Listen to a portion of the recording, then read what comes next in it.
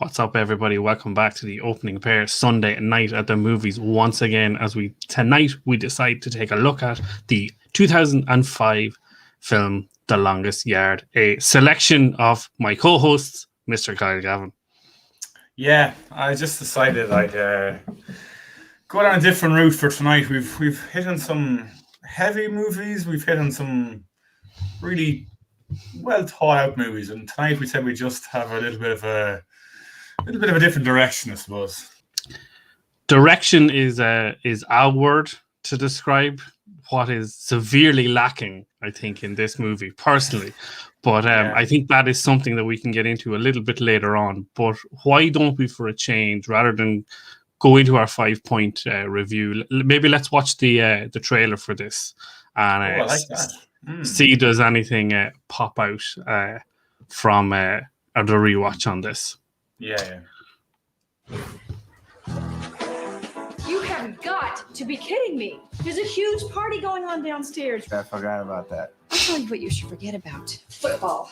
Because it has forgotten all about you. She's looking well. Oh yeah, it's a strong start, in fairness. Shame it all was downhill. On my car. Just when Paul Cruz's life couldn't It's a typical Adam Sandler character, really, isn't it? It did.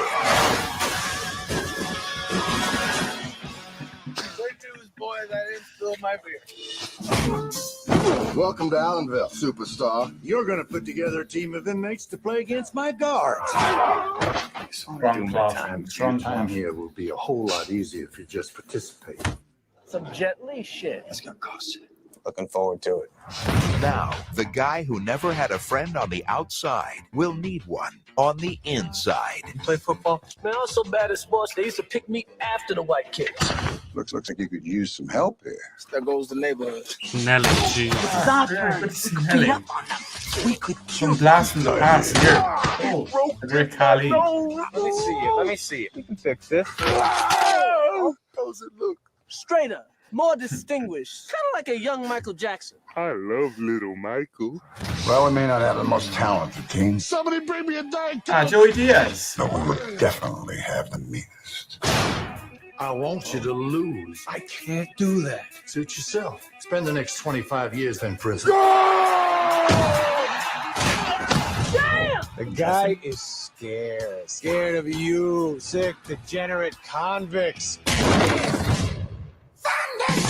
Adam Sandler, Chris Rock, and Burt Reynolds. You can do it!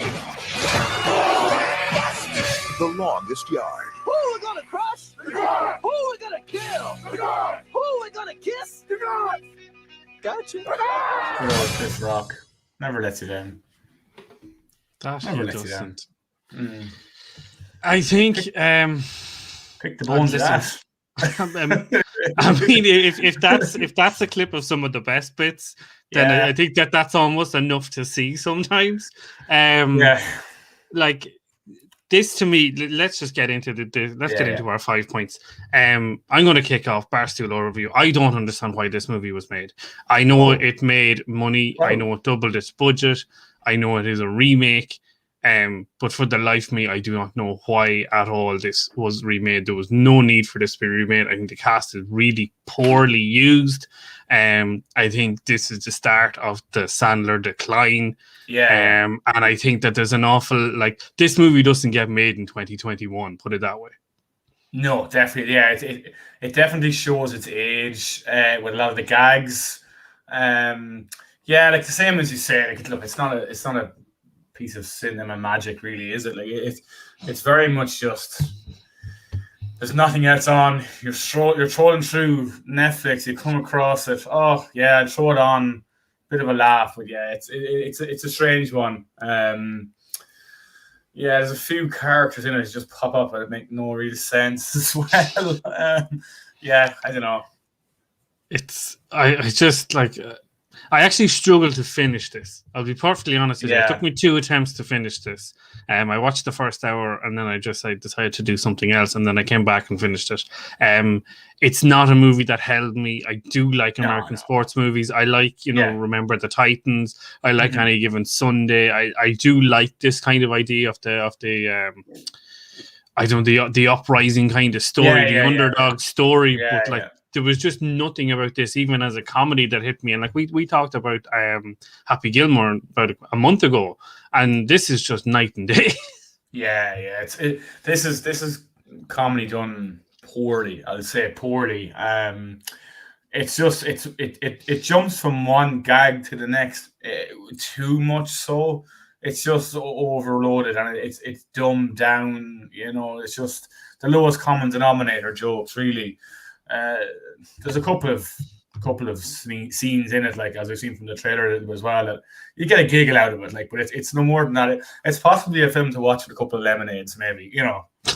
Lemonades, is that what you call them? Lemonades. Yeah. Okay, right. Lemonade as a mixer, I presume, is what you mean. Yes, basically, yeah. What is your favorite scene? What's your adrenaline occasion in this movie? My favorite scene is actually, it showed up in the trailer there, and it gave me a little bit of a giggle. But it's when initially Sandler, Paul Crewe, is pulled over by the cops, and like one of them's like a really tall guy, the other guy is a bit short and has huge ears, and he just starts taking the absolute piss out of him. And the other cop goes kind of along with it, and he's saying like, "Oh, did he get any stations with that?" He goes, "Yeah, he gets a few channels, yeah." Like, and he proceeds to reverse into the cop car, drives forward again, takes out his 6-pack of beers, like, "Hey, here guys, you can finish that one. I've got 5 more," and just tears off. It sort of sets the tone for what you're up against. But look, it just gave me a bit of a giggle. It's harmless. Yeah, and listen, let's not rag on this too much. I think it is what it is. We know what it is going into it. However, these type of movies can be executed a lot better, I think, is what I'm trying to kind of get to in a roundabout attacking way. It's 1 hour 53 minutes. I've no idea how it's that long. Why is it 153? Why is it one? I couldn't believe it when I seen it. This could be a tight 80. Let's move this plot along. Where we're getting there. I'll be honest, I struggled to pick out. Your occasion? I really struggled to pick out a scene. There's a scene where they're all kind of together, and there's some tape being played of like a prostitute that comes in and dances. That's kind of funny. Like, and then there's kind of like a follow-up scene with like Tracy Morgan and whatnot within the same kind of clip. Like, that is as best that I can. The one that kind of held to me. I am struggling. I really am struggling. I just not like you're stuck for words. No, like there's just so many choices in this movie that it was just so poorly executed, and I can't get away from that. And even like the recall recite, in terms of like my favorite quote, it's the bit in that trailer where Chris Rock is at the end. That's the bit that kind of sticks me off the whole piece.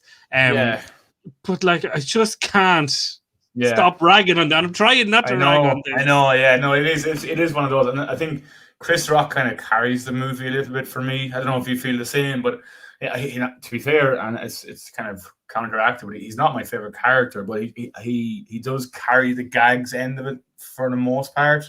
And like my recall is actually a Chris Rock thing as well. It's where Bob Sapp, the Switowski guy, picks him up, and he's there hugging him and dragging him around. He's like, "Down, Shrek, down!" It's like, it's a little giggly moments like that. But it's as you say, it is a struggle, all right. I think it's one of those where Chris Rock is just cast as Chris Rock, and it's like, go do Chris Rock things and just be you, be yourself. And it's a shame that Sandler wasn't more himself, because I think that like there's bits in you can see in other movies more of himself kind of coming out. This was very much, I don't know if he was trying to make this like a serious kind of comedy or something. Yeah, it did seem that way. Yeah, it seems like he's almost fighting with himself, if that makes sense.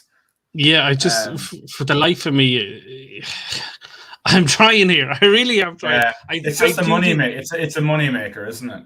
It is. And listen, to be fair, it made money. It cost 80 million odd to make it, and then it brought in just short of 200 million. Not a bad little return, all in all. Not a bad day's work, no.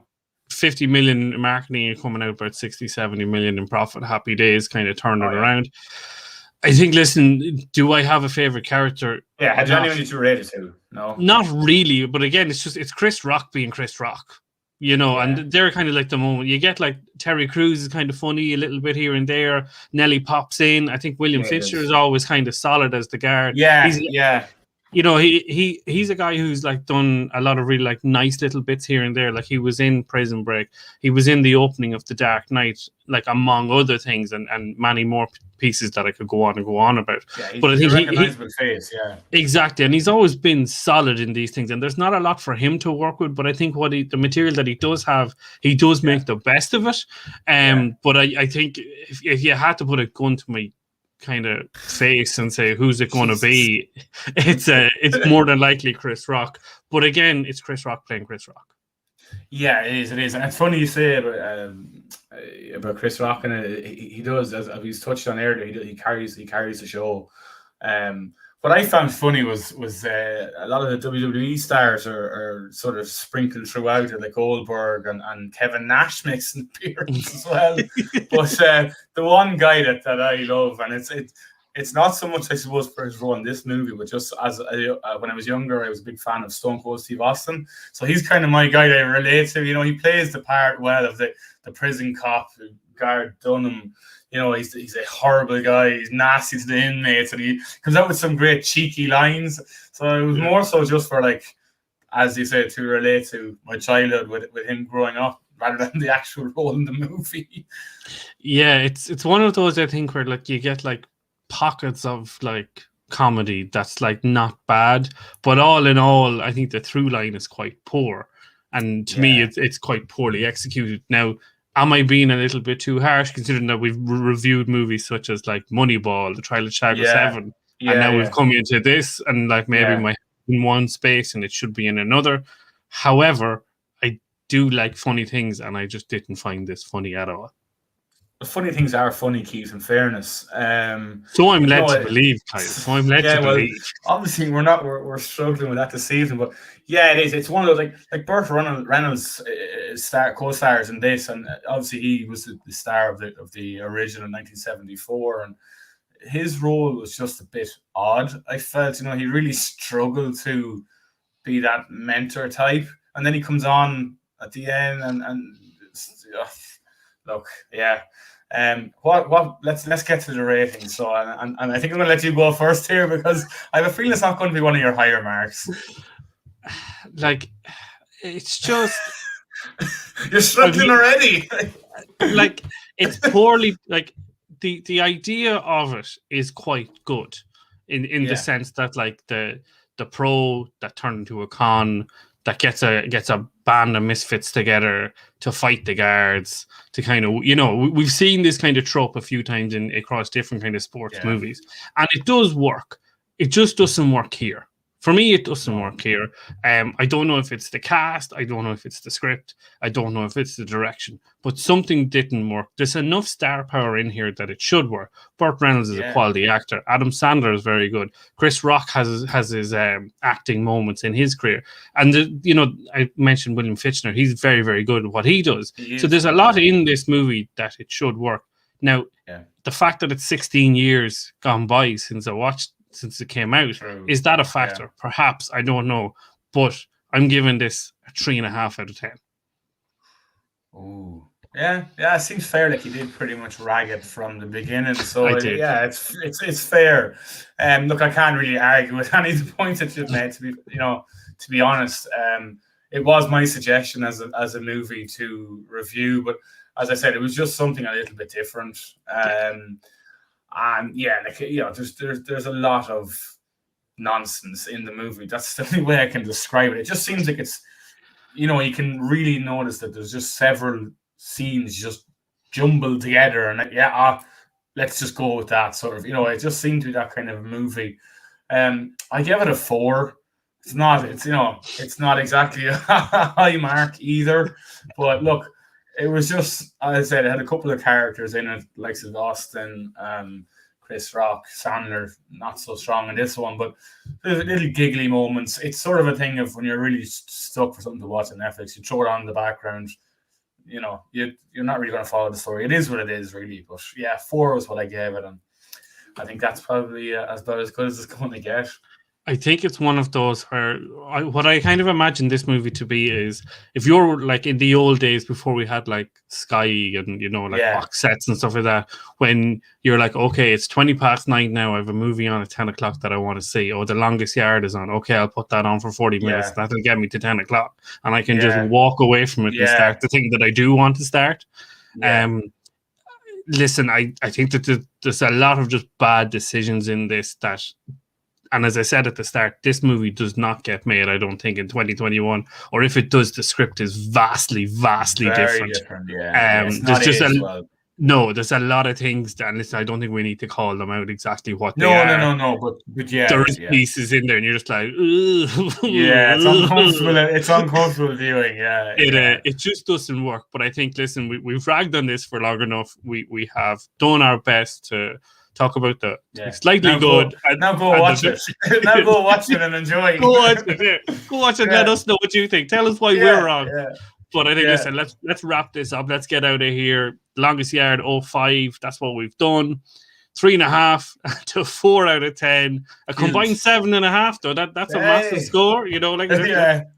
But listen, I think let's get out of here. I am at Keekleduff Media. You are at Kyle Gavin 23. Thank you as always for joining us. Thank you as always for commenting, liking, sharing, subscribing to this channel. And Kyle, see us out.